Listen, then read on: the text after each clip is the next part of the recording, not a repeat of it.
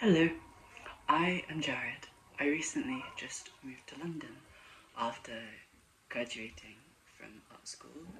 I've moved into a little apartment with my boyfriend, who is currently away in Spain. I don't really have a lot of friends here, so I'm feeling a little low and lonely at the moment. But I don't want to sit with this sort of negative feeling.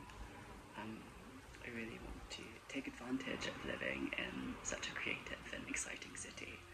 So today I'm planning on going to the Serpentine gallery. I really want to see the David Hockney show. I was really devastated when he passed away. He was one of my all-time favourite artists. He was one of the first queer artists who I ever stumbled across, and his work has been a huge influence on my own. But I really wanted to go and see his show. It's in walking distance from me, and it's a lovely day, so it feels like the right time.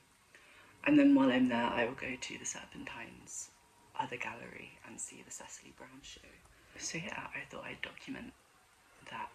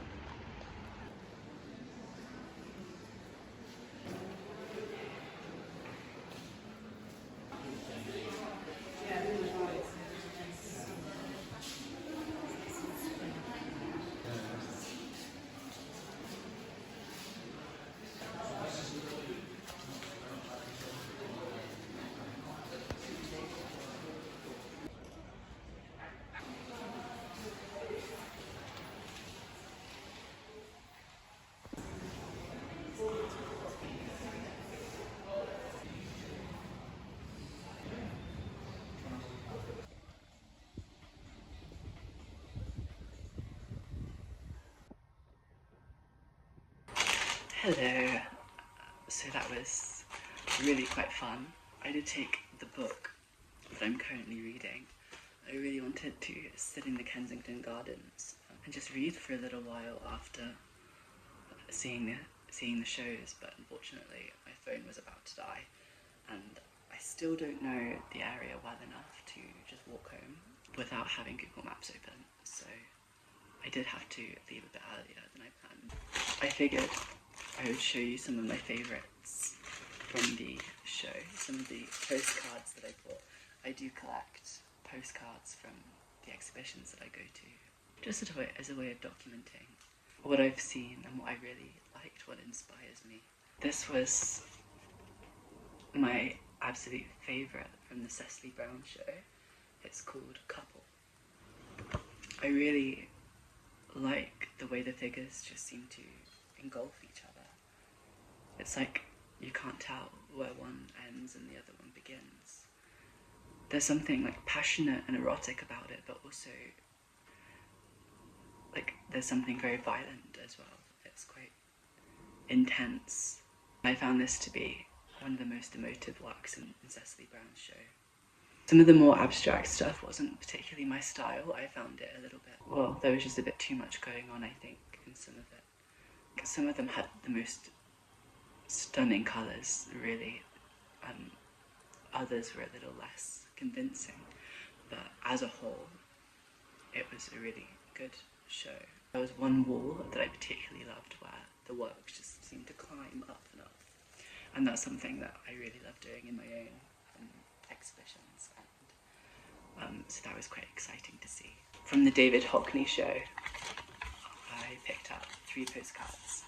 Unfortunately, they didn't have my favourite painting there as a postcard, but there was this one. I really do love David Hockney's portraits, and his work is just so rich and playful, and the colours are just stunning. Seeing the paintings up close, you really get a sense of the translucency of the paint, and you can see his pencil lines through them, and it's really inspiring to see the tactile quality of the paintings. I have to say, the paintings in the show were my favourite.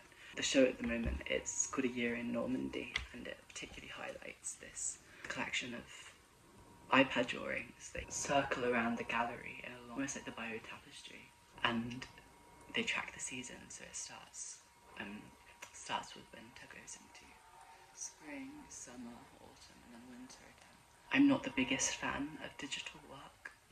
I think for me, because I am a traditional artist, I love to see the texture and to see the physical quality of the paintings. And so I wasn't sure what I was going to feel about it, but they felt so alive, and I really enjoyed that it's actually printed out as a scroll almost and pinned into the wall. It must be backlit as it sort of glows. But that was quite interesting. But his paintings are still my favourite. But the postcards I got of his iPad drawings were this cute little tree house. I just really like this one. It's very whimsical. It reminds me of childhood. I never had a tree house. I didn't really like going outside much as a kid, to be honest. I certainly couldn't climb trees. And then this one of the little lake. I mean, who wouldn't want to live somewhere like that? It's very magical. And then I also picked up a little sticker. It says, "Look with both eyes." And I bought this because a lot of the work that I'm making myself at the moment is interested in vision and voyeurism in particular. One of the things I love about David Hockney's work is that it gives a really intimate gaze into the mundane aspects of queer life. And that's something I'm really interested in, and I make a lot of work about that myself. But I'm a big Margaret Atwood fan, and she has a poem which is one of my favourite poems. It's called Instructions to the Third Eye. And in that poem she asked the question, what is the difference between vision and a vision? One it's assumed you've seen, and the other it's assumed you haven't. And that was a question that I pondered a lot in my dissertation. Just exploring this idea of the reality versus imagination, the spiritual, through the lens of vision. And so I just felt that this little sticker, "Look with both eyes," is both telling you to be in the moment and to look at what's around you, be inspired by your life, but also something more spiritual, question everything. And while I was in the Serpentine, I was really just excited by all the postcards they have, and they had some by some of my favourite artists, so I picked up 3 more. This one is by Marlene Dumas. It's called The Kiss. I absolutely love her work. She makes the most haunting portraits. And then Miriam Khan, her work is so violent and graphic, but it's just, they're just brilliant. I love them. And then Hilma A.F. Clint, of course, because we were talking about the spiritual, and her work is just pure soul translated into paint. It's just beautiful. So those were the postcards that I picked up. I'm gonna have to find a little space for them.